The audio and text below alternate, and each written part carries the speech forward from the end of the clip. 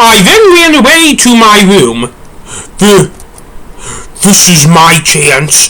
This is my chance to make my great escape. If you're going to the hospital for Sam to get stitches, I said to myself, because now I just felt angry instead of sad, because so I began talking to myself. I then took some of the money Mommy left me from getting hurt earlier, and then I packed my bag and put my cloak on, went out of the living room, and left to go down to the streets of the Chicago Loop. There was no one in the living room, which means that I knew the coast was clear, and Dr. Cassius and Sam left to get stitches so I could leave. It was about 2 minutes, and I was out of my building, and I was on the streets of the Chicago Loop, which looked beautiful at this hour. I rolled in my wheelchair over to Wabash Avenue and began to follow it up north to the Popeyes because I wanted Popeyes for dinner, so after about a 10-minute walk I was there. "Welcome to Popeyes. May I take your order?" asked the cashier. "Yes, I want 3 chicken strips and a drink," I answered.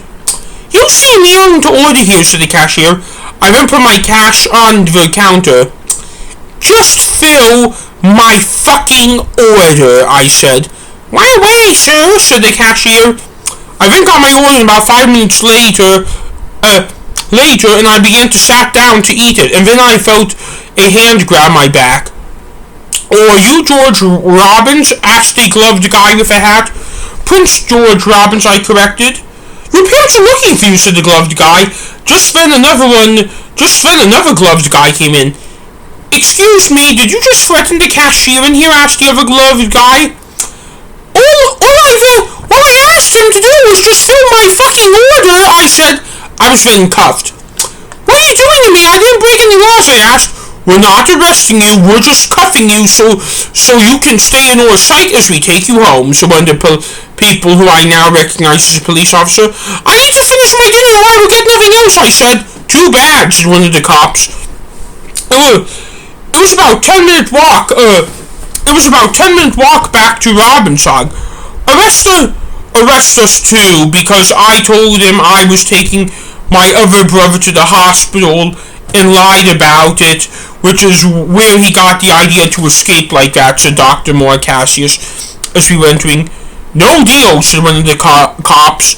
I then saw Daddy with a look on his face, just like the Hulk's, except red, and Mommy was crying like a baby.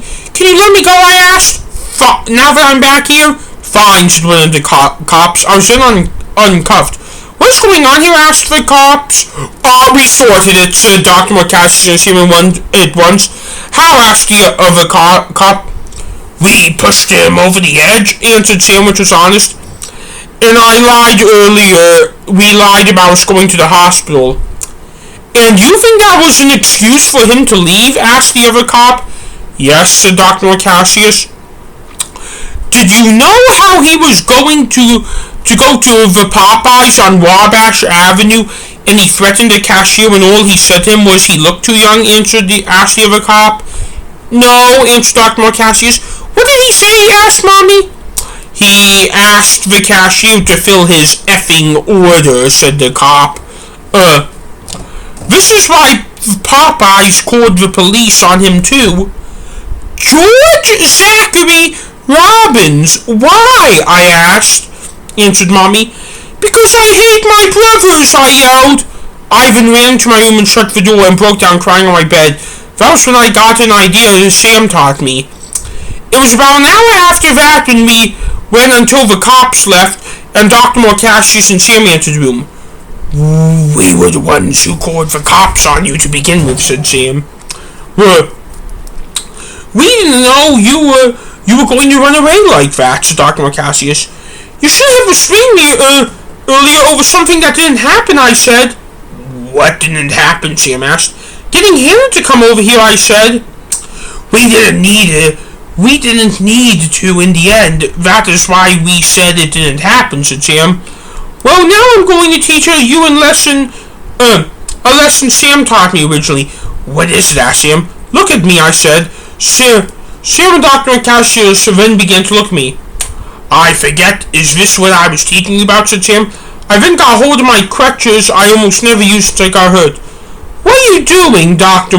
Cassius asked. "Making us even," I answered.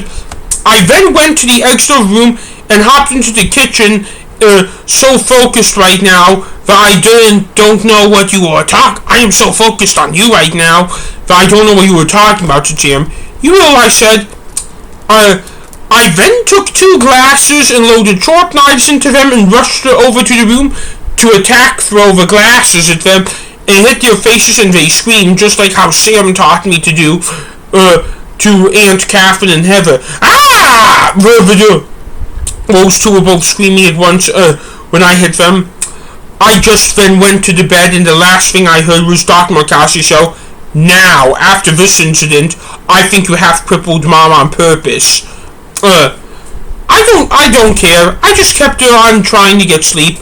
I woke up the next morning to Mommy shaking me. "What did you do to your brothers last night?" Mommy asked. "Well, they deserved it for what they did to me," I answered.